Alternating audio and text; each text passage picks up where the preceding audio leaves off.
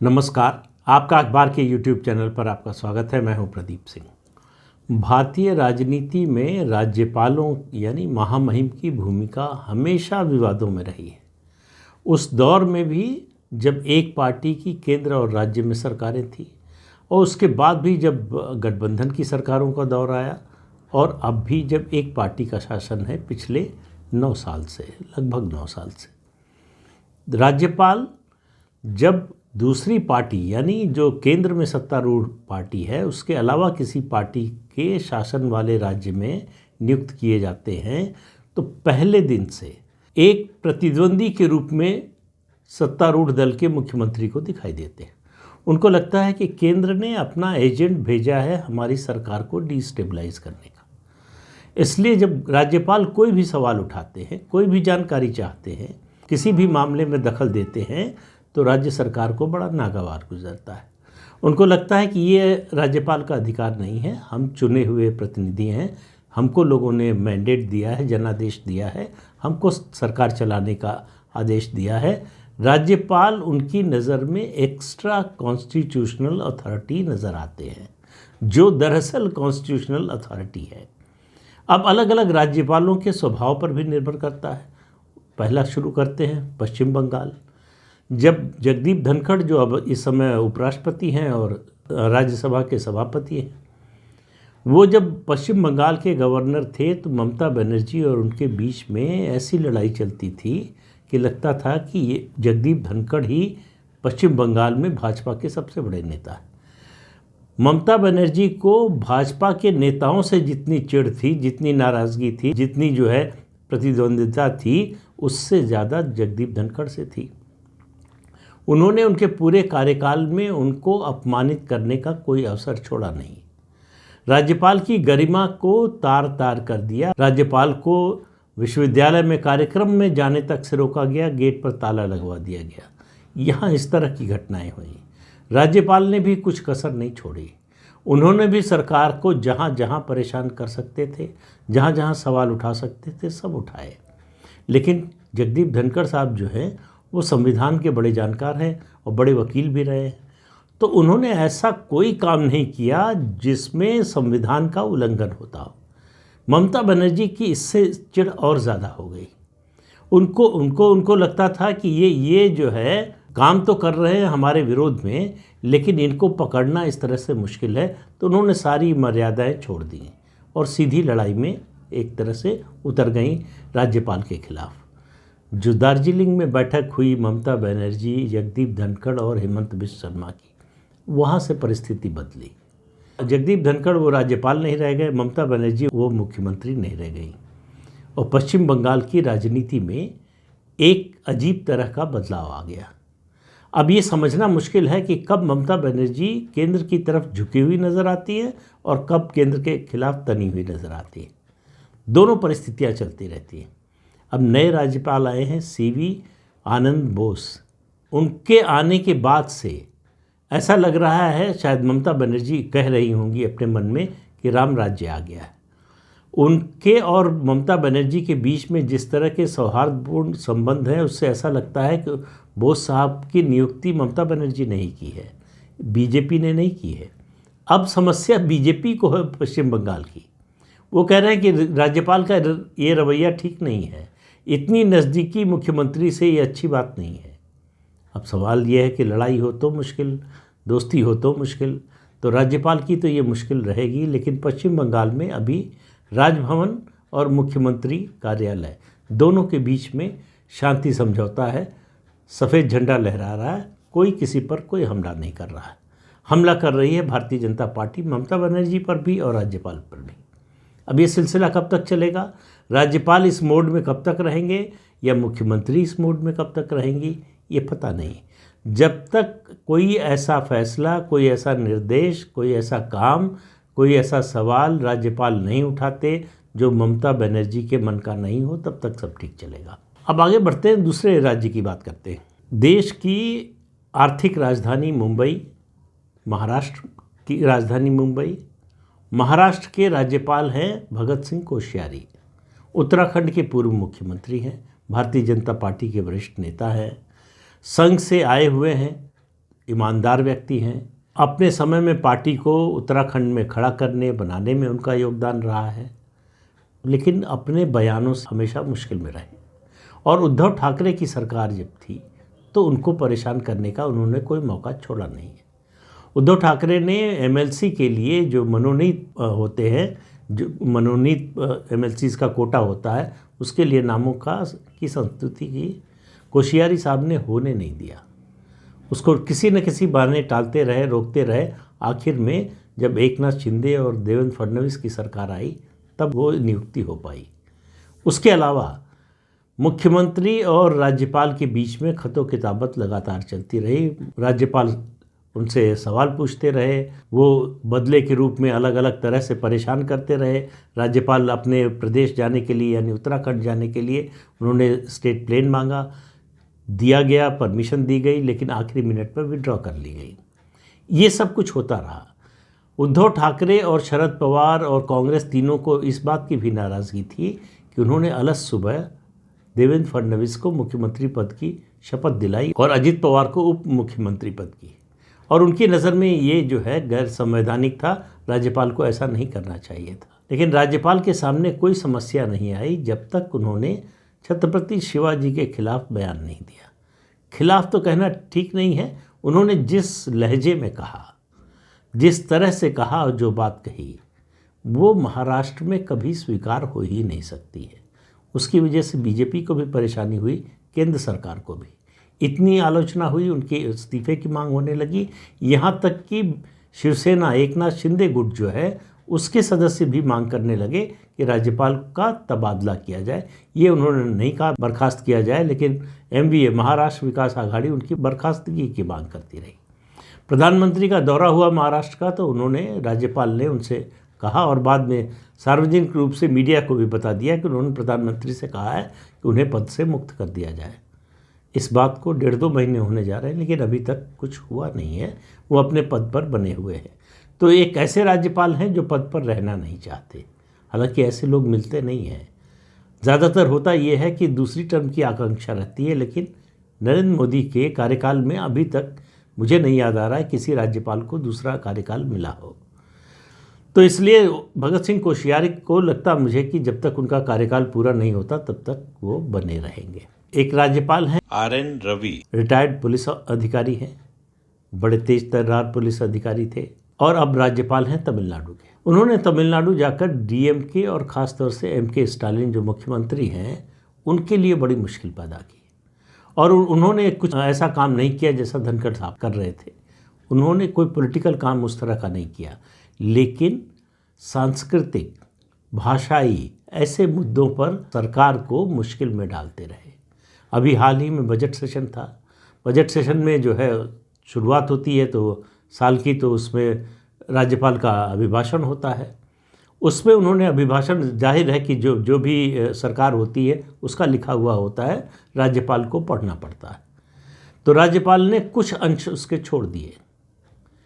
तो एक अभूतपूर्व काम किया एमके स्टालिन ने। उन्होंने एक प्रस्ताव विधानसभा में रखा कि राज्यपाल के छोड़े हुए भाषण की बजाय पूरा भाषण जो सरकार का लिखा हुआ है उसको पूरा का पूरा वही प्रोसीडिंग्स में जाएगा, ये हिस्सा नहीं जाएगा। इससे पहले कभी नहीं हुआ था ऐसा, लेकिन ये हुआ। उसके अलावा एक बड़ा विवाद बना तमिलनाडु या तमिज़गम।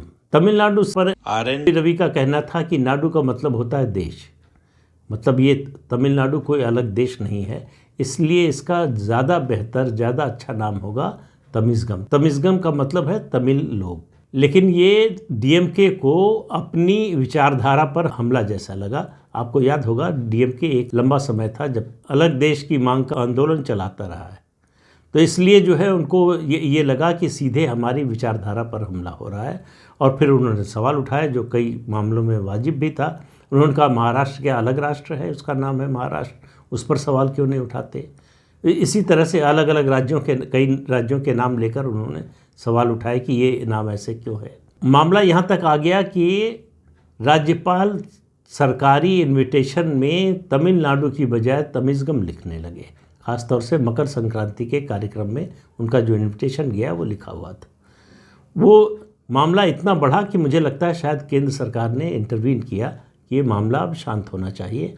तो उसके बाद उन्होंने ये नाम बदलने की ज़िद छोड़ दी और उसके बाद फिर मुख्यमंत्री भी उनके कार्यक्रम में गए। तो अब थोड़ी शांति है वहाँ पर, लेकिन एक समय ऐसा लगता था कि राज्यपाल भारतीय जनता पार्टी के लिए वहाँ बैटिंग कर रहे हैं राजभवन से। राजस्थान में भारतीय जनता पार्टी के वरिष्ठ नेता केंद्र में मंत्री रहे, राज्य में मंत्री रहे, प्रदेश के अध्यक्ष रहे भाजपा के उत्तर प्रदेश में, कलराज मिश्र गवर्नर हैं। तो उनका एक काम बड़ा चर्चा में रहा और वो ये कि उन्होंने राज्य के जो स्टेट यूनिवर्सिटीज़ हैं उनके वाइस चांसलर को बुलाया था, लंच पर बुलाया, कुछ और कार्यक्रम था बुलाया, और जब वो जाने लगे तो उन सब की गाड़ियों में पता चला रखवाई जा रही थी, किताबों का बंडल रखवाया जा रहा था जो राज्यपाल महोदय ने लिखी हुई थी, उनकी लिखी किताब, कि इसको अपने विश्वविद्यालय की ओर से खरीदवा लें। अब ये बड़ा एक तरह से बड़ा अभूतपूर्व कदम था। बहुत से वाइस चांसलर बिल्कुल भौचक्के थे कि ऐसा कभी हुआ नहीं। तो मामला प्रेस में आ गया तो उसकी बड़ी आलोचना हुई, तो बाद में फिर इसकी बड़ी लीपापोती हुई। लेकिन उनके और मुख्यमंत्री अशोक गहलोत के संबंध थोड़ा नरम गरम रहे, लेकिन ठीक ठाक रहे। झारखंड में राज्यपाल हैं रमेश बैस साहब, केंद्रीय मंत्री रह चुके हैं, छत्तीसगढ़ से आते हैं।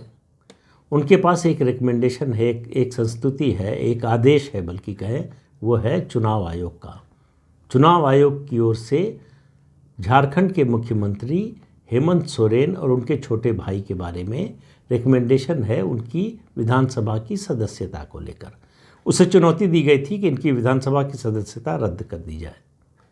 चुनाव आयोग में मामला चला, चुनाव आयोग ने उस पर अपना सभी पक्षों को सुनने के बाद फैसला सुना दिया।